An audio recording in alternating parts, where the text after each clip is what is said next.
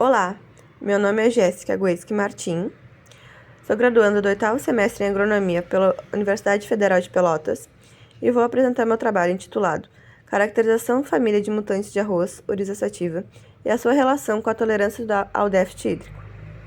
Atualmente, o consumo de arroz no mundo tem crescido substancialmente, o que demanda um aumento de produtividade e um aumento de áreas de produção. Grande parte da produção brasileira encontra-se concentrada na região sul, com destaque para o estado do Rio Grande do Sul, na qual a maior parte da produção de arroz é feita pelo sistema de irrigação por inundação.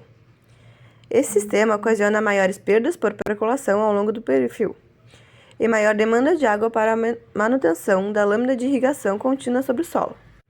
O estresse por seca pode causar problemas que afetam de maneira significativa o desenvolvimento da planta e a sua produtividade.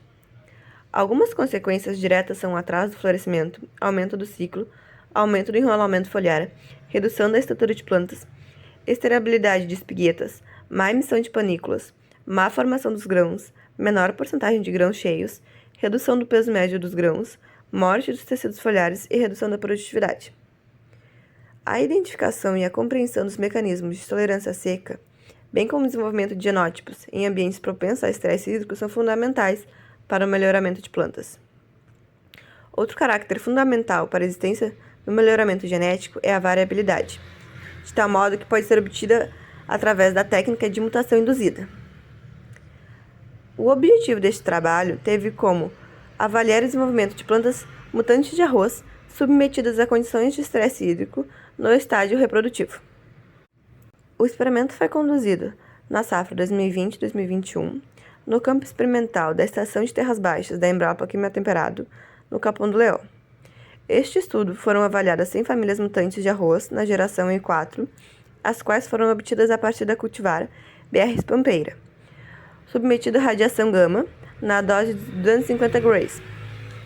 O delineamento experimental utilizado foi o de blocos aumentados de Federer, utilizando como testemunhas intercalares as cultivar BR Pampeira e mutante P1. As testemunhas foram dispostas a cada 20 linhas de famílias mutantes.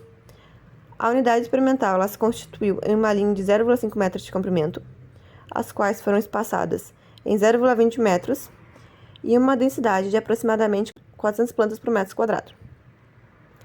A adubação e todo o manejo fitotécnico e fitossanitário, com exceção ao manejo de irrigação, com recomendações técnicas da SOBAE. A partir do começo do período reprodutivo, um ambiente protegido móvel foi montado, visando permitir a simulação de seca. Para o monitoramento da tensão da água no solo, foram utilizados tensiômetros instalados a 0,10 metros e a 0,15 metros de profundidade. O estresse por déficit hídrico foi imposto no estágio reprodutivo, de R2, até 10 dias após o estágio R4, através da suspensão de irrigação, até a tensão do solo atingir aproximadamente 100 kPa. Foram avaliadas as seguintes características: altura de planta, dias após o florescimento, número de afilhos, massa de panículas, rendimento de grãos, índice de clorofila A e índice de clorofila B. O índice de clorofila A e B foram avaliados aproximadamente uma semana após o início do estresse. As leituras foram realizadas em 3 folhas bandeiras provenientes de 3 plantas aleatórias a cada linha, sendo considerado o terço médio de cada folha. Com relação aos resultados obtidos neste experimento, podemos observar que a média de altura de plantas dos mutantes foi menor em relação à testemunha, o número de dias de florescimento foi maior nos mutantes em relação à testemunha, a massa de panículas dos mutantes foi menor em relação à testemunha, o número de rendimentos dos mutantes foi menor em relação à testemunha, o número de afilhos dos mutantes foi menor em relação à testemunha, o índice de clorofila A foi menor em relação à testemunha e o índice de clorofila B foi maior em relação à testemunha.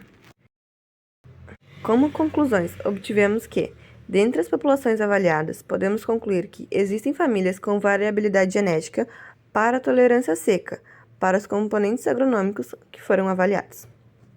Aqui estão as referências bibliográficas e muito obrigada pela atenção.